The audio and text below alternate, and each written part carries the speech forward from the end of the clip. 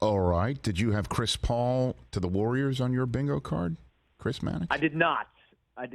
That was, you wouldn't call it a shocker because, there were rumblings that the Warriors were looking to move off the Jordan Poole contract. Some of that had to do with, obviously everything that happened last year with Draymond and the way Jordan Poole played over the totality of the season.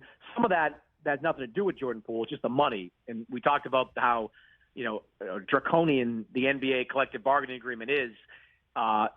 It's going to get real tough for teams like the Blazers to spend their way to success. Not because they can't do it or aren't willing to spend, but the NBA does take a lot of levers away from you when you cross that second apron. And the Warriors in the future are going to try to do everything they can to keep themselves underneath it. And Chris Paul, look, I don't know if the Warriors are as much interested in Chris Paul as the flexibility he provides over the next 3 or 4 years, but it'll be interesting to see how he fits with that team. I mean, Chris Paul doesn't seem like a Warriors kind of guy, like the way they play. I mean, Golden State is not this heavy, basic pick-and-roll team. They rely on a lot of movement, a lot of cutting, a lot of spacing, a lot of shooting, quite frankly, and that's not really Chris Paul's thing, at least not at 38 years old. So the fit will be interesting. Where Chris Paul fits in the rotation will be interesting. Chris Paul, Rich, has never come off the bench once in his career. Played 78 games his first season in the NBA as a starter. He's been a starter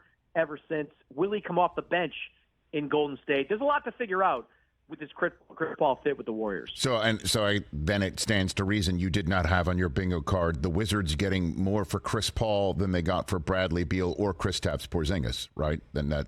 I mean, I guess I didn't expect it to at least be comparable. That's for sure. I mean, it is kind of how you look at it with the deal. The Warriors get Jordan Poole, and look, Jordan Poole, about a year from this time last year was an asset. Jordan Poole was a player who helped that team win a championship. Maybe he can, rediscover some of that in a leading role on a Wizards team. So that's the best player they got out of the deal. The draft pick, who knows? That's a protected 2030 pick. I mean, I don't know where anybody's going to be in 2030. What they got from Phoenix, though, it could be interesting. They got some pick swaps there that go well beyond when Kevin Durant's going to be member of the Suns.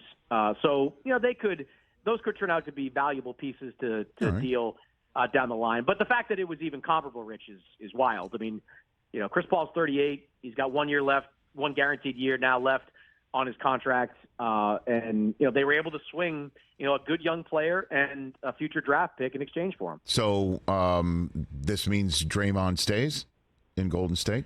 That's always been the most likely outcome. I mean, for Draymond to opt out, it just, the message is it's easier to get a long-term extension at age 33 than it is at age 34. And everybody within the Warriors is on the same page on bringing Draymond Green back.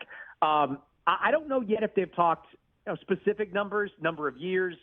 So it's certainly possible Draymond could get to July 1st and, see what's out there. I mean, Detroit is a team that could certainly use a leader like Draymond Green, played his college ball at Michigan State. So that's certainly a possibility. But if I was a betting man, I'd say it's a three-year deal with a fourth year with makeable incentives of some kind to guarantee a fourth season, and Draymond's back with Golden State. And so what does LeBron make of all this? Chris Paul going to the Warriors, right? I mean, and then what pieces can the Lakers add? What's on the horizon and going through LeBron's head, Chris? Yeah, it's going to be challenging for the Lakers to add pieces of significance to that team right now. And, when you talk to people in Los Angeles, their priority right now is to bring the band back.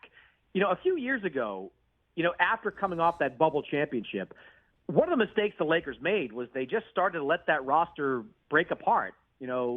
Whether it was Alex Caruso leaving eventually as a free agent, you had the Russell Westbrook trade that moved Kuzma off the team. They broke up a title team, and this Lakers team from last year didn't win a title, but it did get to the Western Conference Finals after effectively being assembled in mid-February. And there's reason to believe if you bring everybody back, they'll be at least as good as they were, after the All-Star break this past year. So right now for Rob Pelinka, the goal is to get Austin Reeves back on a new deal. D'Angelo Russell, who he's a polarizing guy and he can be hit or miss at times on the floor, but you want to try to bring him back, new deal. Rui Hachimura you want back on a new deal. I think for now, the Lakers' top priority is going to be bringing this group that was surprisingly successful in the second half of the season back under contract for next year. Catch the Rich Eisen Show every single day on the Roku channel, 12 to 3 Eastern, for free.